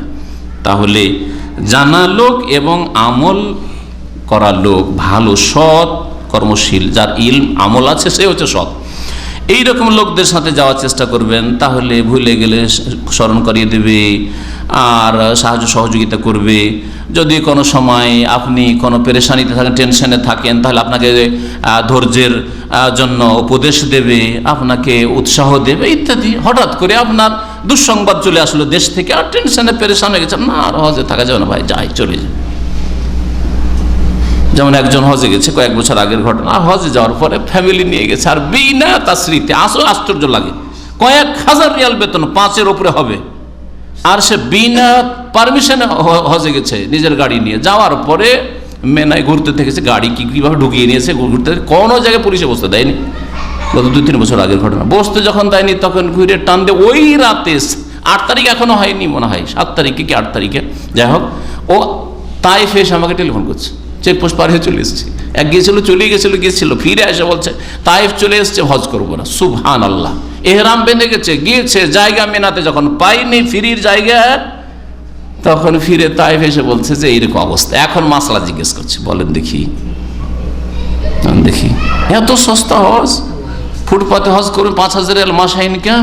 আরে একজন লোক 6 মাস ইনকাম করে হজ করে, 6 মাসের বেতন দিয়ে হজ করে, এমন গরিব রয়েছে, আর আপনি 1 মাসের বেতন লাগবেন, আর আপনার এই অবস্থা কেন? এইরকম সংকীর্ণতা। তাহলে এখানে তো আল্লাহ ইখলাস বুঝতে পারছেন যে কত খলুসিয়াত আছে আপনার হজে, আর কত আপনি আল্লাহ পাক রব্বুল আলামিনের সন্তুষ্টি চান, সেটা আল্লাহ ভালো করেই বুঝতে পারছেন আপনার।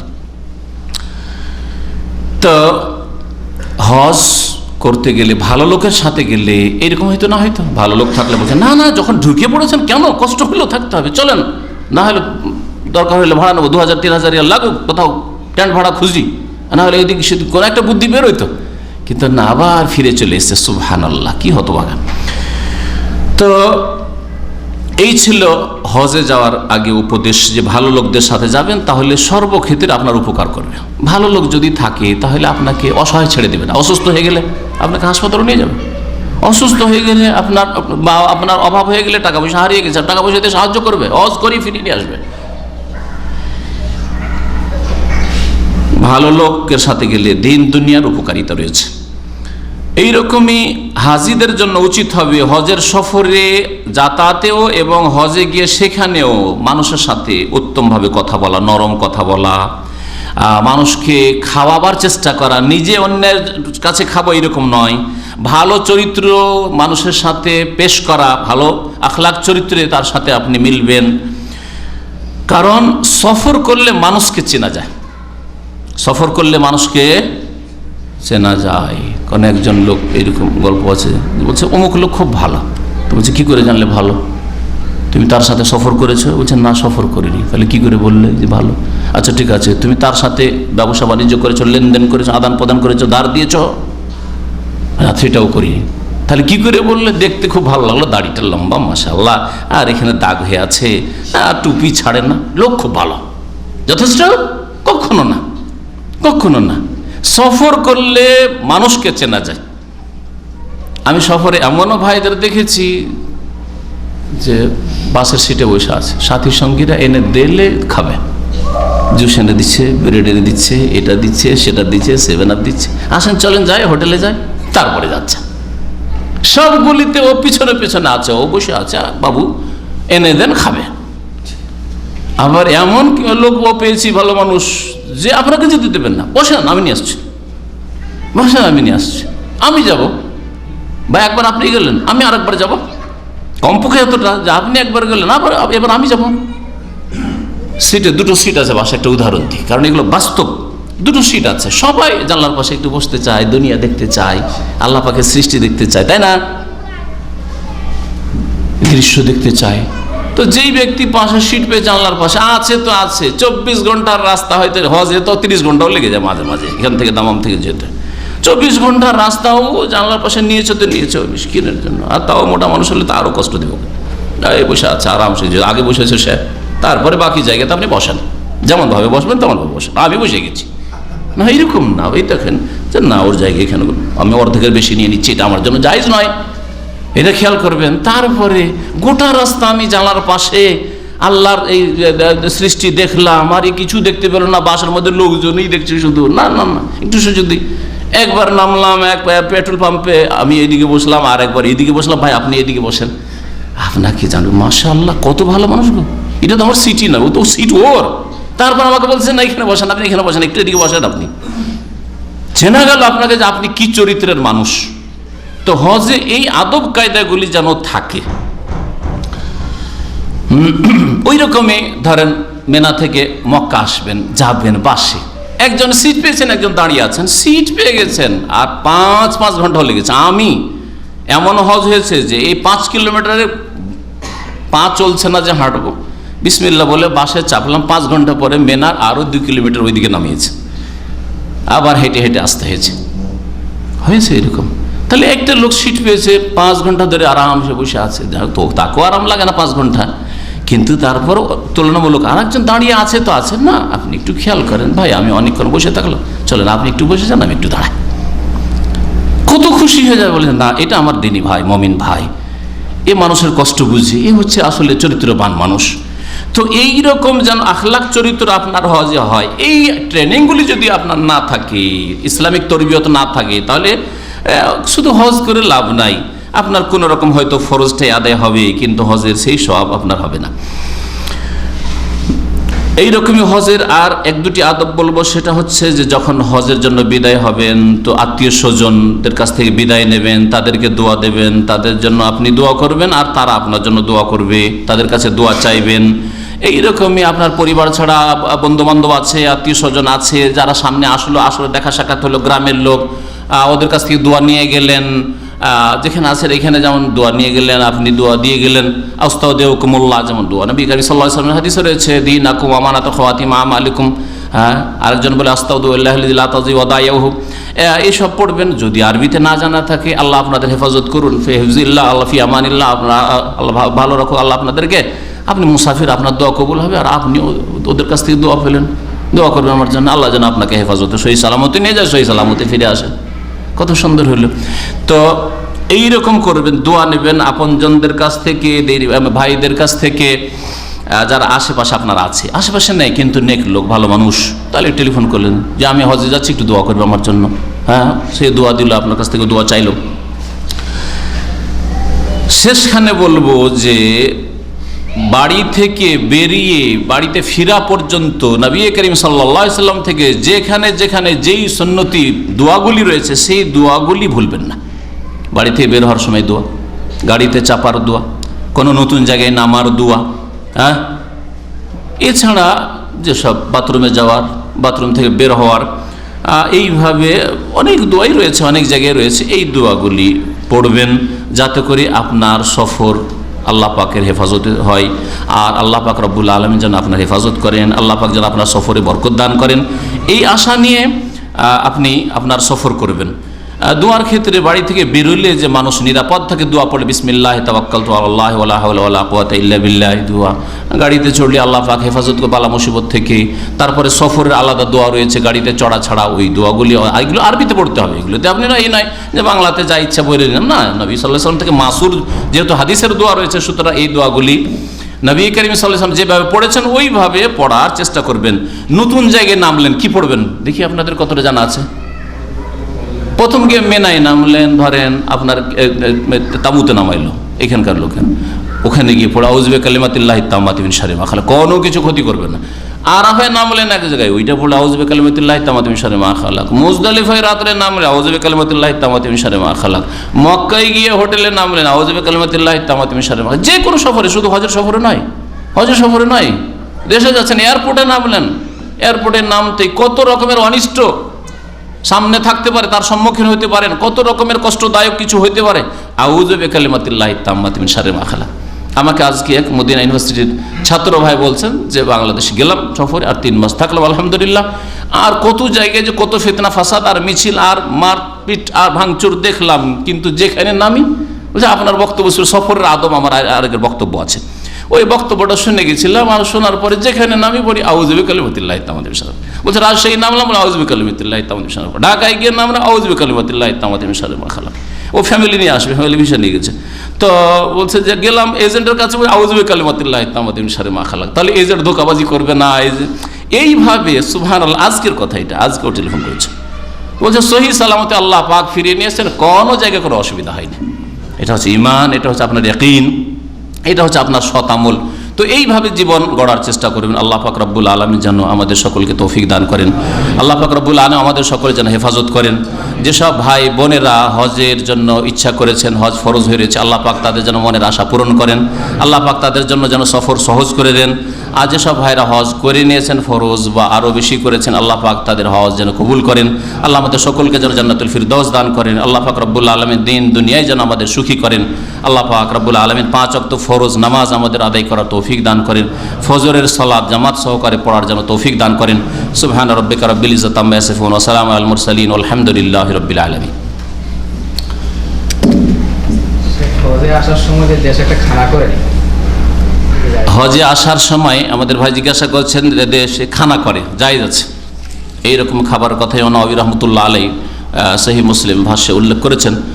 আর এই রকমের খাবার হজ থেকে ফিরে গিয়েও করতে পারে, হজে আসবে তার আগে করতে পারে। কিন্তু হজে আসার আগে অনেকে এইরকম দাওয়াত এই জন্য করে যে যাতে করে লোকেরা টাকা পয়সা দেয়। তো এইরকম যেন অসৎ নিয়ত না থাকে যে অপরের কাছ থেকে টাকা নেব, কিছু সাহায্য পাবো সেই জন্য খাওয়াচ্ছি, এইরকম যেন নিয়ত না থাকে। যদি খাওয়াবেন লিল্লাহ আল্লাহ সন্তুষ্টির জন্য খান, আর না হলে হজ থেকে ফিরে যায় খাওয়ান, হজ থেকে ফিরে যেয়ে দাওয়াত করেন, কোনো অসুবিধা নেই। তবে এইরকম দাওয়াত নবী করিম সাল্লাল্লাহু আলাইহি ওয়াসাল্লাম থেকে প্রমাণিত নয় যে এই হজ থেকে ফিরে এসে নবী সাল্লাল্লাহু আলাইহি ওয়াসাল্লাম খাওয়িয়েছেন, এইরকম ধরনের সুন্নত নয়, জায়েজ আছে। আমাদের ভাই বলছেন যে কুরবানি করতে কোনো ব্যক্তিকে কুরবানির জন্য পয়সা দিয়ে দেওয়া, অনেকে দেয়, হয়তো দিলেন আপনি 400 রিয়াল, আর সে 200 রিয়ালের একটা কিনে কোনো রকম গড়া সড়া দিয়ে চালিয়ে দিল, না, এই জন্যই দেবেন না। কোনো ব্যক্তির মাধ্যমে এই রকম কুরবানি করবেন না, করাবেন না। নিজে গিয়ে পয়সা জমা দেবেন, আর না হয় নিজে গিয়ে জবাই করবেন, নিজে গিয়ে জবাই করবেন, অথবা নিজে গিয়ে ব্যাংকে পয়সা জমা করে দেবেন। এই সরকারি যেটা কুরবানি হচ্ছে সেটা সবচেয়ে ভালো কুরবানি, আর ওর চাইতে ভালো নিজের হাতে জবাই করেন, নিজের হাতে কেনেন, দেখে নেন খাসি কত দাম, আর তারপরে যেটা জবাই করতে বলবেন, যেটার দাম দিলেন সেটা জবাই আপনার চোখের সামনে, সবচেয়ে ভালো এটা।